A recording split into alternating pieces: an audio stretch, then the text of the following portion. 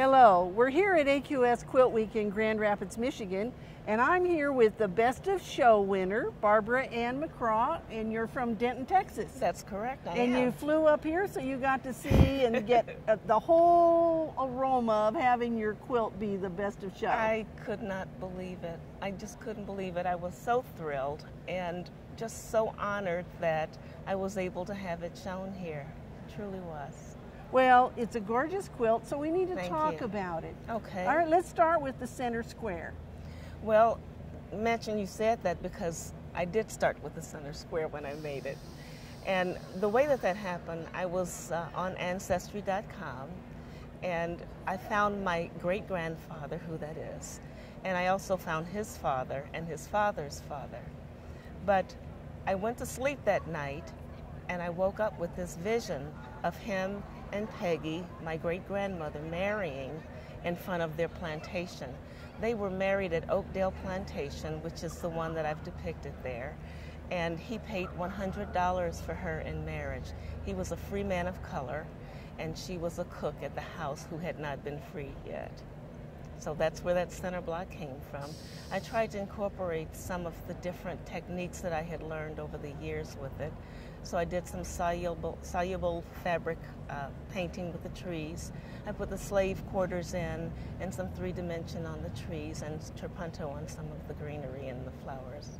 Well, and I know there are a couple blocks on here that relate to your mother. Yes, there are. The butterfly in the top left up there, I did some research years ago. There was this story called, no, it was a song. It was called Black Butterfly. And a few of the words went, "Black butterfly, fly across the waters. Tell your sons and daughters the struggles of their lives." So I love that song so much that I did research, and I found out that the black butterfly in African and in Celtic culture signifies the souls of the deceased coming back to their loved ones. So my story is this. Mom died in 1995, and 2 years later I had taken up gardening, and I was out in the yard and doing whatever, and a black butterfly flew around, and I said, "Oh, that's so pretty." And it flew away. I didn't think anything of it. The second day, I was kneeling over in the flower bed on the front of the house, and I saw this shadow behind me, and it was landed right here, and it was another black butterfly. Oh, this was a message, wasn't it? Well, let me tell you, day number 3, I was watering the grass, and you know how you have your nozzle pointed like this? It landed right on the nozzle of that watering hose. And I almost dropped the hose because then it clicked. And I said, "Oh my gosh, that's my mommy." She came back to tell me that she's okay and that I should stop grieving and move on. And I just thought it was such a wonderful gift from God. And so I've done a lot of black butterflies in my quilting since then. Well, and then so one block is your mother with the black butterfly. Yes, it is. And when I thought about my mom, I thought about her and I always going places holding hands. She didn't know how to drive. And so I drove her to the mall, and wherever we went, we held hands, and she was a little bitty thing. And I was always looking down at her, and she was always looking up, which you'll see in the quilt block.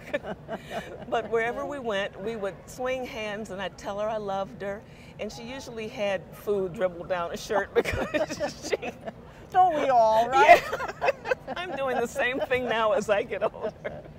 But she always had on those pearls. As I said before, I have a picture of her when she was cooking at the stove, and she had on her house dress, she had a skillet in one hand, and she had her pearls on and her earrings. And her earrings on.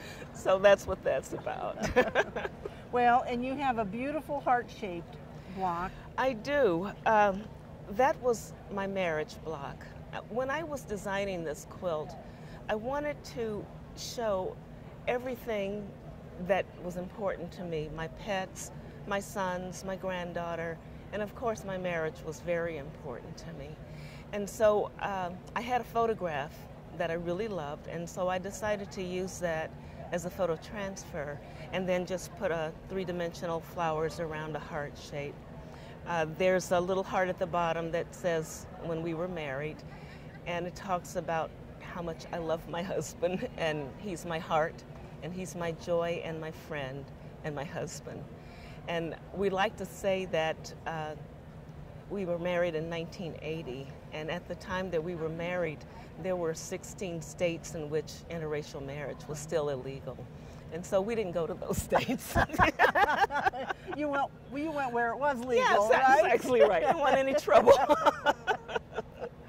But that marriage block is very important to me, and I really love it a lot. I love all of them, actually. I also love the story of the lockets with your granddaughter. Oh, yes. Well, every one of these blocks, I made it up, and every one I drafted a pattern for. And so I waited until I had some sort of thought or inspiration about it. When I thought about Maddie, I thought about photos in a locket. And I remembered that in some of the old Victorian movies that I saw, they had the little double lockets hanging on the walls with a little piece of ribbon. And so I made 6 little oval shapes to represent that. And I put her pictures at different ages in them. Well, there's some little gold beads in between to look like hinges. Well, so. Now I know everybody out there probably wants to know, how did you actually put it together? How did you do the applique, the quilting? So tell us about that. Okay. Well, again, I started with the center block, and that was all hand appliqued. A lot of my patterns, I either used free clip art to get the outline of what I was doing. So let's say for the marriage couple, I found 2 people that were holding hands, like a husband and wife, and I used that to start my design of my great-grandparents. But it was all hand appliqued. After I finished with that, I made the 12 blocks to go around it. All of the sashing I made myself. I used 2 different colors of fabric, sewed it all together, strip piece, and then cut it on the diagonal to make the sashing. As far as putting it together goes, I kind of did it the same way other than the quilting. I quilted it myself. I quilted it on my home sewing machine, which was a chore. Yes.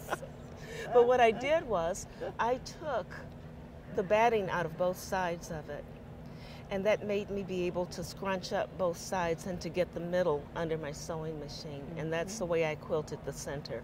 Then I added the batting back on one side and quilted it, and then added the batting back on the other side and quilted it. And so now before you go on, tell us how you joined that back once you did that. Okay, that's a good point, because what I was going to say is that when you cut the batting out, you don't cut it straight. You cut it in a serpentine pattern. And if you don't do that, what happens is that when you're done with the quilt and you pick it up, it will break just like a book, right where you cut that batting out, no matter how much quilting you put over it. So if you cut it out in a serpentine pattern, and when you place it back, I took little strips of fusible interfacing, cut like Band-Aids, and laid them on that joining where I had cut them out. And I just tapped them with my iron to heat set them back in, and then they stayed just fine. Okay. And yes. then you put the batting back in the other side and finished I did the same thing on the other side, yes. Well, and you used a lot of different embellishment on this piece too. I did.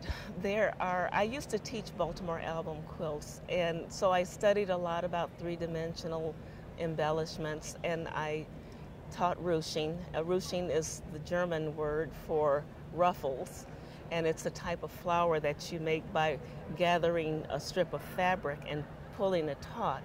And then you spiral it around and stitch it, and it makes the little 3-dimensional flowers on it. I did the soluble applique trees that I told you about. I used yo-yos on the trees on the other side in that to give it some pop. I did some shading too. I found that when I look at things, I try to think about where the light is coming from.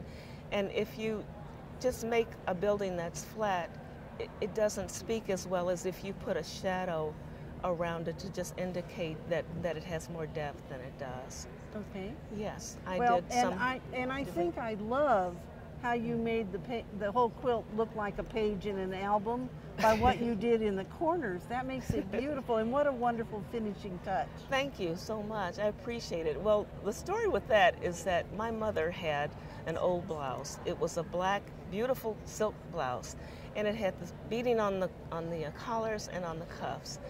And I found out later that it was from the 1940s, and it had belonged to my grandmother, the lady up there.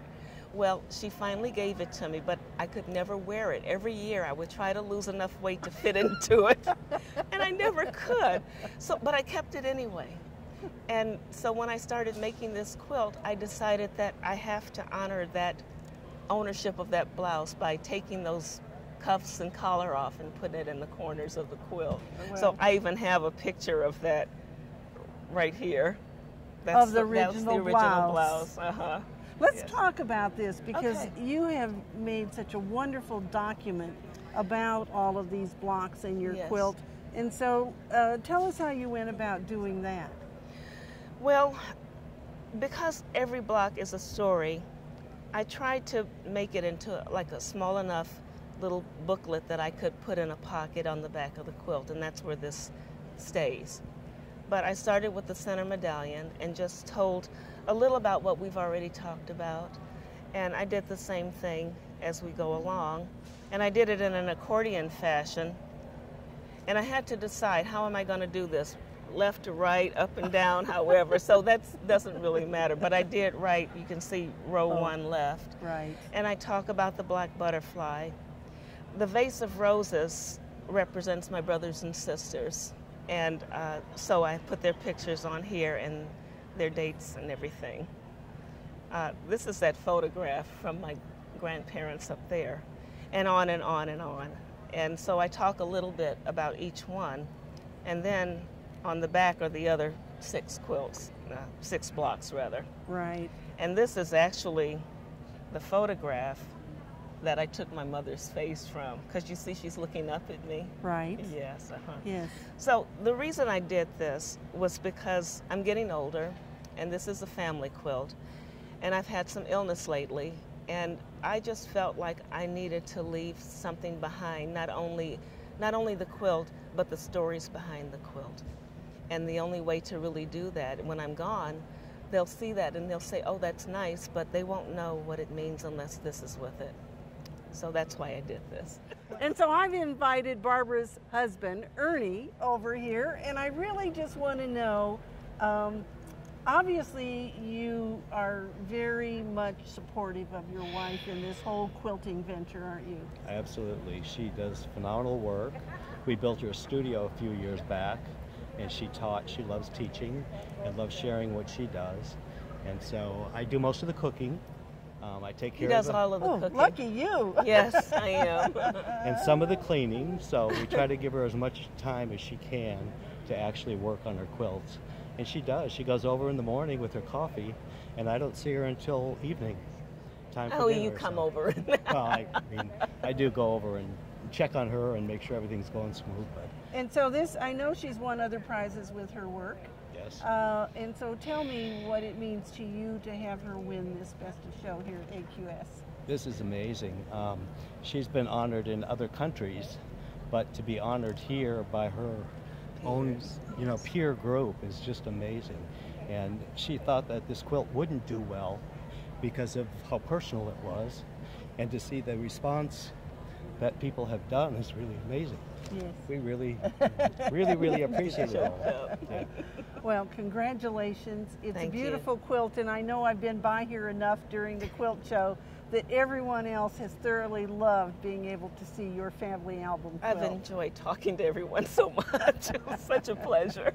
Well, we can't wait to see another quilt from you. I'm working when on will one that now. Be? Are you? Yeah. Okay. Maybe in a couple of years. Okay. Yes. Well, congratulations again. Thank you, Bonnie. And, you can't win if you don't enter. So I hope that you'll think about entering your quilt, and maybe it's a family album quilt too. Yes, why not? That's right. You can't win if you don't enter, That's can exactly you? right.